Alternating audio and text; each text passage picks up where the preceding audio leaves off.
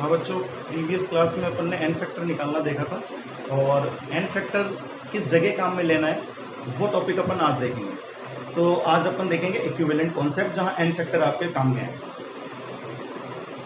तो अपन देखेंगे equivalent concept.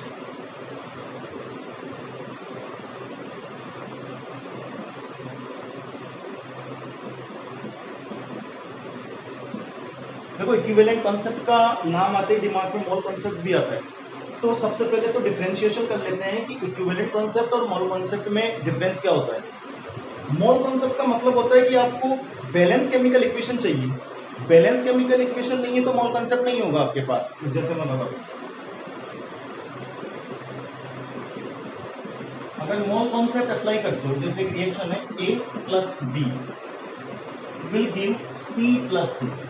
Reactants are A plus B and the products are C plus D. Then stoichiometric coefficient of A is small a, for B small b, for C small c, for D small d. और अपन इसको मानते हैं balance chemical equation, क्योंकि अपन ने stoichiometric coefficient भी reactant और product के साथ लगा दी। तो अपने पास जब ये चीज मिल चुकी है अपने को, तो ये बैलेंस केमिकल इक्वेशन है। आप मोल कॉन्सेप्ट अप्लाई करके ऐसे क्वेश्चन सॉल्व कर सकते हो जिसमें आपके पास बैलेंस इक्वेशन है और आपको रिएक्टेंट और प्रोडक्ट भी पता होने चाहिए। लेकिन इक्विवेलेंट कॉन्सेप्ट के लिए आपको बैलेंस केमिकल इक्वेशन की जरूरत ही नहीं है। अगर आपके पास, जैसे आपने देखा होगा टाइट्रेशन के क्वेश्चंस, टाइट्रेशन के क्वेश्चंस में आधी अधूरी रिएक्शंस मिलती है, बाई प्रोडक्ट भी पूरे नहीं दिए जाते हैं और बैलेंस तो बहुत दूर की बात है। तो उसमें अगर मोल कंसेप्ट अगर अप्लाई करेंगे अपन, तो मोल कंसेप्ट के हिसाब से तो टाइट्रेशन के क्वेश्चंस करना बहुत लेंथी हो जाएगा, क्योंकि बैलेंस करो उसको, बैलेंस करने के बाद बाई प्रोडक्ट भी निकल के आएंगे, वो भी पता होने चाहिए। तो इसके लिए अपन ने एक छोटा जुगाड़ किया है, इक्विवेलेंट कॉन्सेप्ट, जिससे इजीली क्वेश्चन हैंडल हो जाते हैं। तो इक्विवेलेंट कॉन्सेप्ट कहता क्या? देखो, मोल कॉन्सेप्ट ये कहता है अपना कि मोल्स ऑफ ए, मोल को एन से रिप्रेजेंट कर लो, moles of A upon stoichiometric coefficient moles of B upon stoichiometric coefficient equal to moles of C is equal to moles of D. तो ये चीज तो मोल कॉन्सेप्ट कहता है, लेकिन इक्विवेलेंट कॉन्सेप्ट क्या कहता है? देखो, बहुत इजी है। पहली चीज, बैलेंस करने की जरूरत नहीं है रिएक्शन को, तो मैंने एक अनबैलेंस रिएक्शन लिख दी है, A plus B will give C plus D. कोई स्टोइकियोमेट्रिक कोएफिशिएंट नहीं लगाया। अब इक्विवेलेंट ये कहता है कि इक्विवेलेंट ऑफ A, इक्यू मतलब इक्विवेलेंट, इक्वल होगा इक्विवेलेंट ऑफ B के, इक्वल होगा इक्विवेलेंट ऑफ C के, इक्विवेलेंट ऑफ D। ये कहता है आपके पास इक्विवेलेंट कॉन्सेप्ट। अगर ये अपन ने पता है इक्विवेलेंट सबके इक्वल है रिएक्टेंट और प्रोडक्ट के, तो इक्विवेलेंट निकाल लेते हैं। Equivalent is equal to given mass upon equivalent mass, जिसको इक्विवेलेंट वेट भी बोल सकते हो। इसको W से रिप्रेजेंट कर लेते हैं। कल अपन ने इक्विवेलेंट मास के लिए एन फैक्टर निकाला था। इक्विवेलेंट मास निकालते कैसे हैं?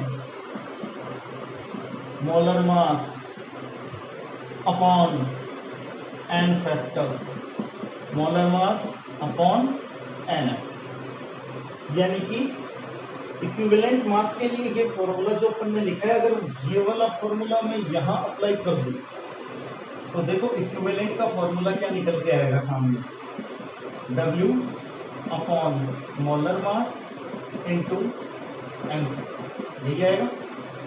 और given mass upon molar mass किसके इक्वल होता है? मोल के। Mole small m, W upon molar mass. तो यहां अगर मोल रख दें तो इक्विवेलेंट किसके इक्वल हो जाएगा? देखो, यहां से मोल उठाएं, इसकी जगह m इंटू n, यानी कि अपने पास इक्विवेलेंट का फॉर्मूला बन जाएगा मोल इंटू एन फैक्टर। अब मोल इंटू एन फैक्टर ये फॉर्मूला यहां भी तो अप्लाई कर सकते हैं ना अपन। देखो इस जगह सबकी जगह अपन ये लिख सकते हैं। तो देखो यही चीज अगर मैं ये फॉर्मूला यहां रख के लिखूं तो देखो इक्विवेलेंट ऑफ ए की जगह लिख सकता हूं moles of A into n f, moles of B into n f, moles of C into n f, moles of D into n f. यानी कि सभी के लिए इक्विवेलेंट इक्वल थे, लेकिन इसकी जगह अपन ने यहां से मोल इंटू एन फैक्टर डाल दिया। अब यहां से ये फॉर्मूला अपने पास निकल गया है। अब ये अप्लाई कैसे करना है, क्योंकि इक्विवेलेंट कंसेप्ट में ये तो देख लिया कि कैसे क्या होते हैं रिएक्टेंट और प्रोडक्ट के इक्विवेलेंट, लेकिन ये अप्लाई कैसे करना है वो क्वेश्चंस में पता चलेगा। तो एक दो एग्जांपल्स देखते हैं इक्विवेलेंट कॉन्सेप्ट के लिए कैसे ये अप्लाई करना है आप लोगों को। देखो इजी है, कोई हार्ड नहीं है ये चीज।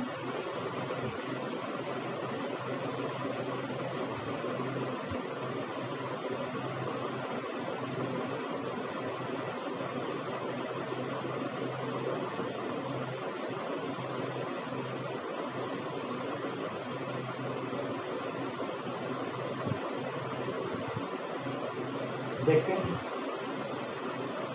क्वेश्चन करते हैं।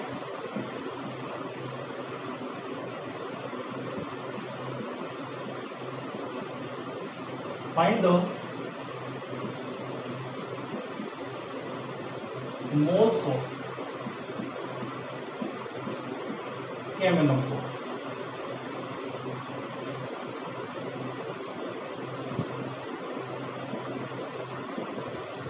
that will be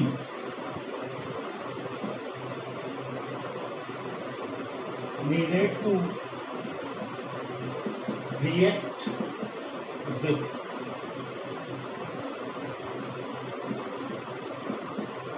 one mole of sulphide ion. देखो सल्फाइड आयन होता है SO3-2। इसके लिए मान लीजिए आपको रिएक्शन भी दे दे, बाकी पता होना चाहिए, कल अपन ने सीखा था। एक कंडीशन और दे दे इसमें, इन एसिडिक मीडियम।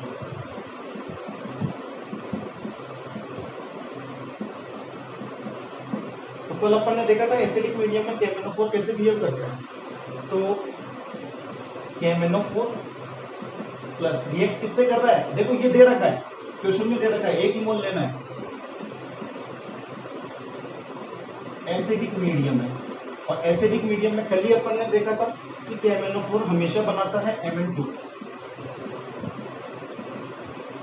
ये ऑक्सीडाइजिंग एजेंट है, ऑक्सीडाइजिंग एजेंट इसको ऑक्सीडाइज करेगा।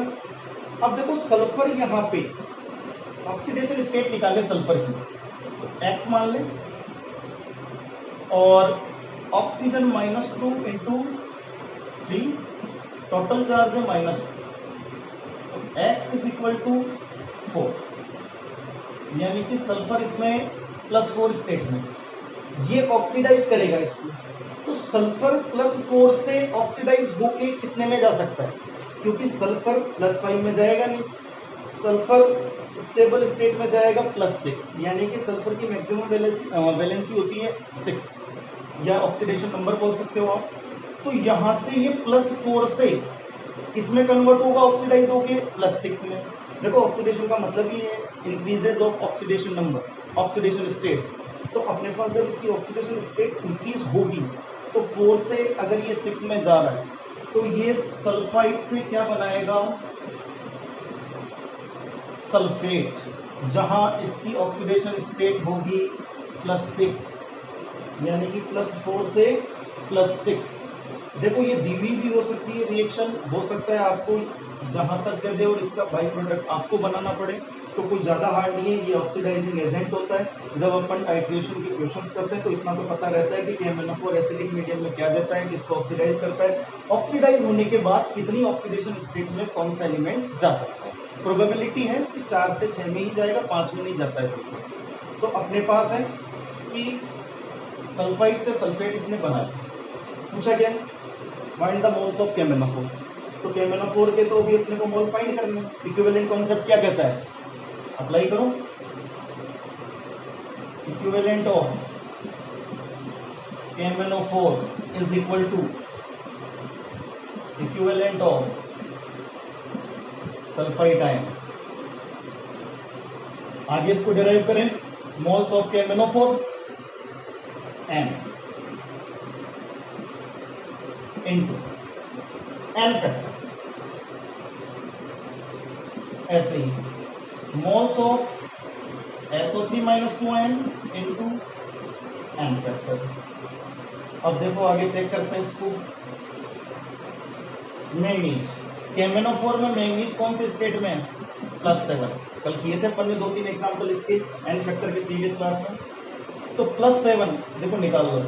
पोटेशियम का होता है 1, इसको x मान लें, -2 ऑक्सीजन इंटू 4, टोटल चार्ज है 0, तो x इज इक्वल टू +7। अब ये +7 से किसमें जा रहा है? +2 में। अपन ने देखा था कि ऑक्सीडाइजिंग एजेंट और रिड्यूसिंग एजेंट में जितना ऑक्सीडेशन चेंज होता है स्टेट, वही आपके n फैक्टर होता है। तो इसके लिए n फैक्टर कितना आएगा? देखो +7 से +2 कितने का चेंज आ रहा है? 5 का। तो ये तो अपने को मिल गया 5।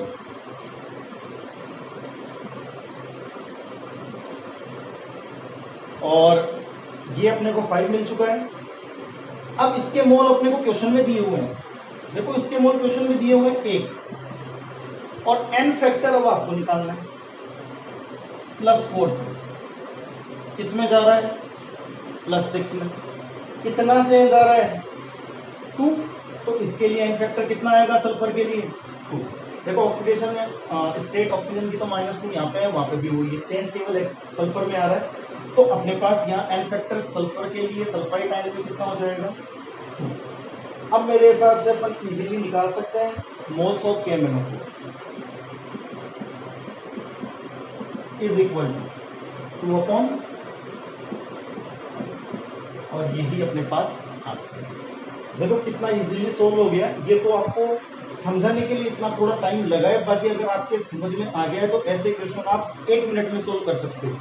मतलब आपने देखा, रिएक्शन बनाई और फटाफट से अप्लाई किया इक्विवेलेंट कॉन्सेप्ट और आपका आंसर।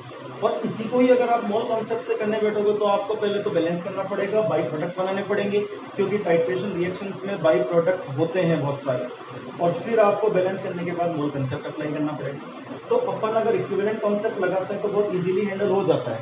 एक बार समझ में आना चाहिए, बाकी बहुत कम टाइम में ऐसे क्वेश्चन सॉल्व हो जाते हैं। और करके देखते हैं question.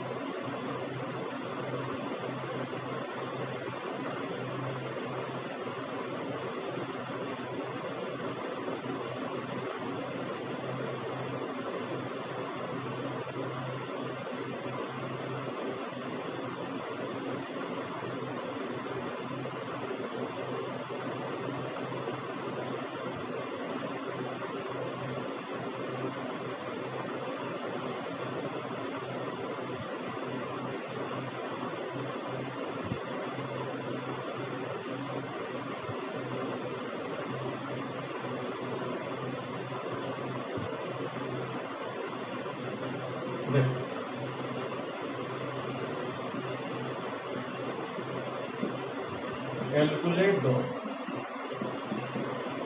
moles of KMnO4 which oxidize the Cu2s copper sulfide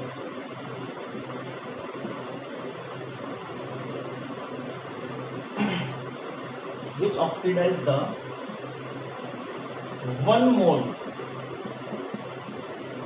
of Cu2s in acidic medium। Acidic medium में कोई रिएक्शन है और आपको KMnO4 के मोल्स फाइंड करने हैं। तो सबसे पहले तो देखो रिएक्शन KMnO4, और ये आपको रिएक्शन दी गई है Cu2s, एसिडिक मीडियम है Mn2+, Cu2+,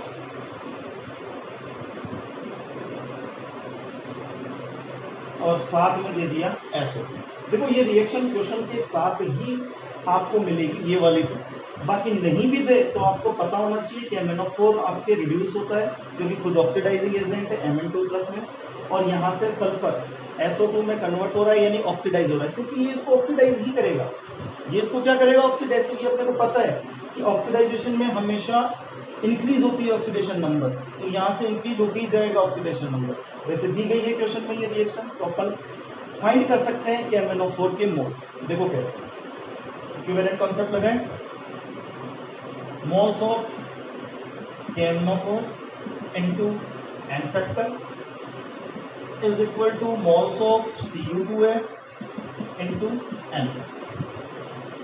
इसके लिए N factor देखो +7 से +2 कितना आ जाएगा? 5। और ये फाइंड करना है अपने को,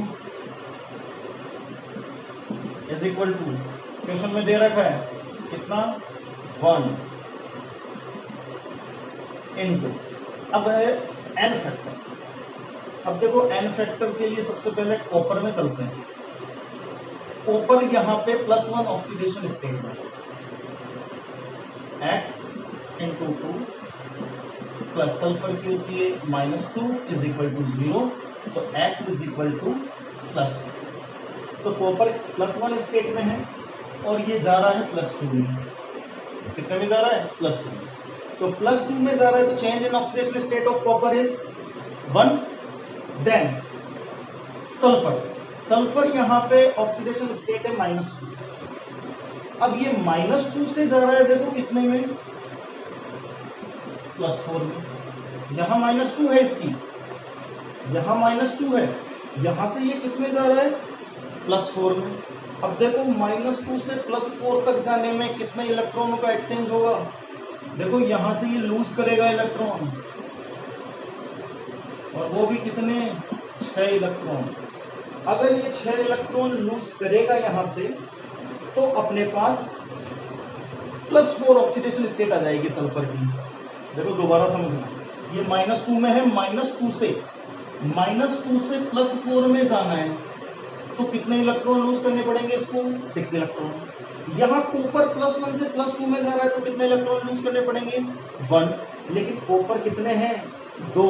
एक कॉपर 1 इलेक्ट्रॉन लूज कर रहा है, तो 2 कॉपर कितने करेंगे?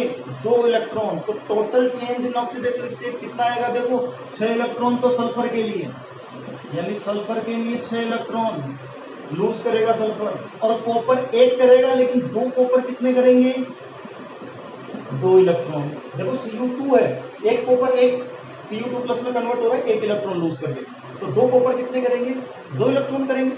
तो अपने पास देखो टोटल N फैक्टर कितना आ गया? 6 इलेक्ट्रॉन सल्फर के, 2 इसके, चेंज इन ऑक्सीडेशन स्टेट पर मॉलिक्यूल 6 + 2, टोटल कितना हो गया? 8। दोनों ही लूज कर रहे हैं, देख लो, कॉपर भी लूज कर रहा है इलेक्ट्रॉन, सल्फर भी लूज कर रहा है इलेक्ट्रॉन, तो 6 इलेक्ट्रॉन ये, 2 इलेक्ट्रॉन ये, तो टोटल हो गया 8। तो अपने पास MnO4 के मोल आ जाएंगे 8/5 आंसर। तो ये आप बहुत कम टाइप में से क्वेश्चन सॉल्व कर सकते हो। और देखते हैं questions.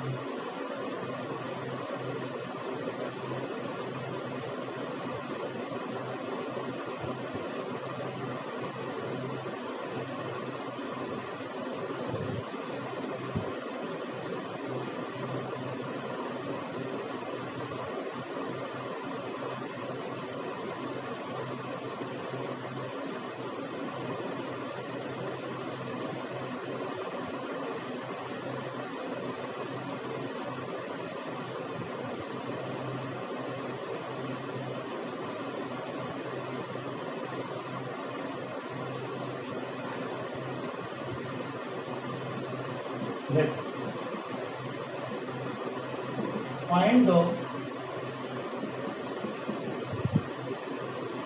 moles of oxalate ion। देखो ये होता है C2O4 -2 moles of oxalate ion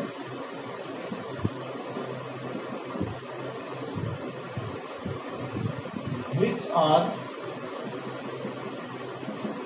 oxidized by 1 mole of MnO4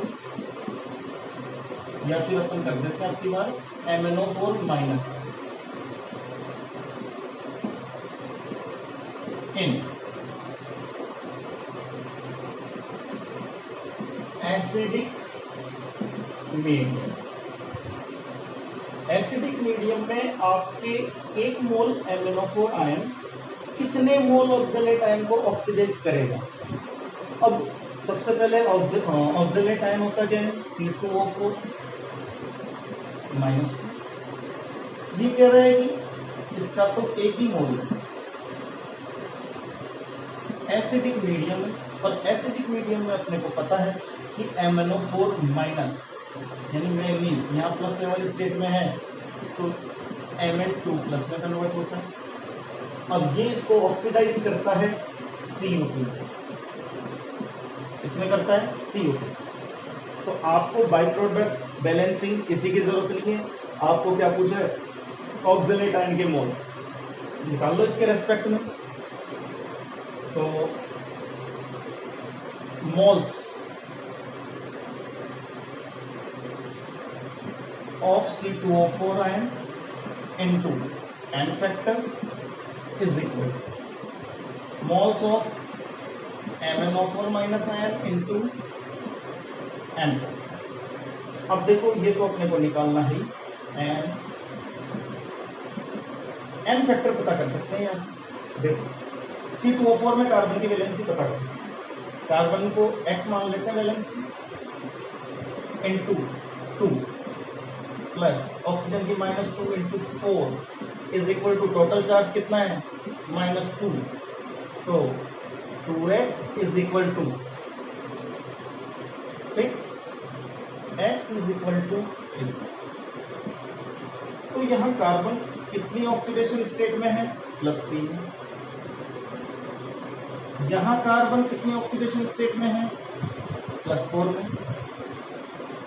x मान लेते हैं -2 into 2, x is equal two plus का 4, तो कार्बन वहां पे +4 स्टेट में है।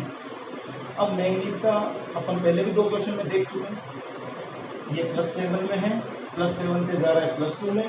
तो मैंगनीज के लिए MnO4 आयन में N फैक्टर आएगा 5। यहाँ N फैक्टर कितना है वो देखो, कार्बन +3 से किस में जा रहा है? +4 में। कार्बन +3 से किस में जा रहा है? +4 में। अब कार्बन +3 से +4 में जा रहा है तो कितने ऑक्सीडेशन स्टेट चेंज हो रही है? 1। लेकिन कार्बन कितने? 2। तो यहाँ total change in oxidation state कितना आ जाएगा? 2। दोबारा देख लो, कार्बन +3 से +4 में जा रहा है, एक चेंज आया ऑक्सीडेशन स्टेट में, लेकिन कार्बन 2 है तो अपन ने एक के लिए 1 लिखा तो 2 कार्बन के लिए 2।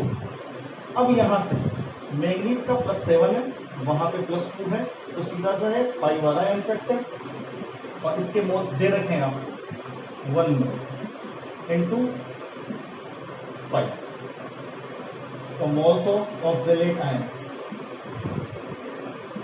Is equal to 5/2। ये आपके हैं आंसर। तो इस तरीके से आप इक्विवेलेंट कॉन्सेप्ट से, और इक्विवेलेंट कॉन्सेप्ट में भी N फैक्टर के थ्रू आप बहुत इजीली टाइट्रेशंस के क्वेश्चन सॉल्व कर सकते हो।